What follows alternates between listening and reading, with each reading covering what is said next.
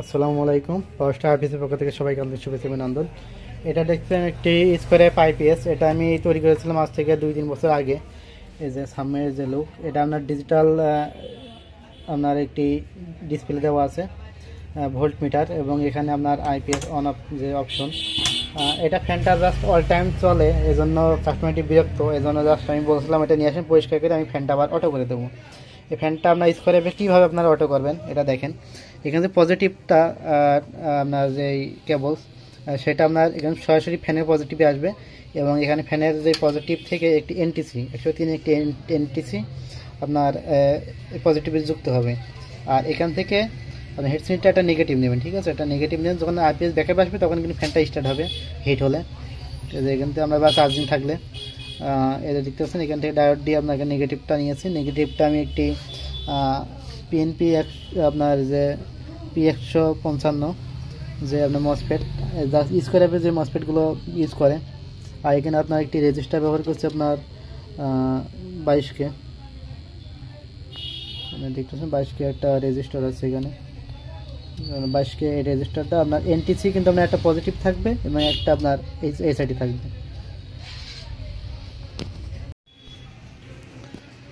আপনাদের একটু ক্লিয়ার করে দেখাই। এই যে ব্যাটারি পজিটিভ, ফ্যানের পজিটিভ এক থাকবে, এবং এই পজিটিভে একটি এনটিসি ব্যবহার করতে হবে। এবং যে এখান থেকে যে নেগেটিভটা আসবে, নেগেটিভ হেডসেটের যে নেগেটিভ, একটা ডায়োড দিয়ে আপনার পাস করে নিতে হবে। নিয়ে এটা আপনার এটাই নেগেটিভ হবে, এই যে মসফেটের এটাই নেগেটিভ হবে, এবং এটা আপনার এনটিসি হবে। আর একটা 22K একটা রেজিস্টার হবে, এবং এই যে মাঝের ঠ্যাংটা সেটা আপনার ফ্যানের নেগেটিভ হবে, ঠিক আছে? ফ্যানের নেগেটিভ জাস্ট এভাবে আপনার এটা এই এনটিসি আপনার অটোমেটিক কাজ করতে পারবেন। এটা যদি আপনার দেখায়, এখানে কিন্তু আইপিএস অন আছে। এটা এখন দেখাবো কীভাবে। জাস্ট হিটিং হিসেবে আপনাদের যে আয়রন আছে, আয়রনটা আপনার এনটিসিটি আপনার ধরি, এটা দেখতে পাচ্ছেন কিছুক্ষণের মধ্যে হিট হলে আপনার কুলিং ফ্যানটা চালু হয়ে যাবে। এটা দেখতে পাচ্ছেন অলরেডি যে হিট হলে কুলিং ফ্যানটা চালু হয়ে যাবে। আবার যখন আপনার ঠান্ডা হবে সেই মুহূর্তে কিন্তু অটোমেটিক ফ্যানটা আবার অফ হয়ে যাবে। আমরা একটু ওয়েট করি। অটোমেটিক কিন্তু ফ্যানটা আবার ঠান্ডা হলে আপনার আস্তে আস্তে আপনার ফ্যানগুলো চলবে। আস্তে আস্তে হিট হলে আস্তে আস্তে চলবে, এবং বেশি হিট হলে খুব স্পিডি চলবে। ফ্যানটা অটোমেটিক কিন্তু আপনার অফ হয়ে গেছে। আবার যখন আবার হিট হবে আবার অটোমেটিক এটা চালু হয়ে যাবে। আমি একটু আপনার হিটে দেখাই,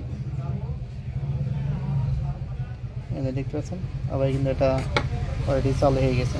তো স্কোয়ার যে কোনো আইপিএস আপনারা এভাবে ডিএসপি সাইন আপের মতো, যে ডিএসপি সাইন আপ যেগুলো আপনার অটোমেটিক কাজ হয়, এর মতো এগুলো অটোমেটিক এভাবে করতে পারবেন, ঠিক আছে? একটা মসফেট এবং একটি এনটিসি দিয়ে এটা অটোমেটিক করতে পারবেন। তাই ফ্যানগুলো অল টাইম চলবে না, সম্পূর্ণ ডিএসপির মতোই এটা কাজ করবে।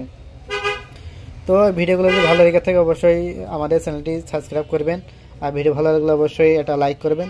তো সবাই ভালো থাকবেন, সুস্থ থাকবেন। ধন্যবাদ সবাইকে।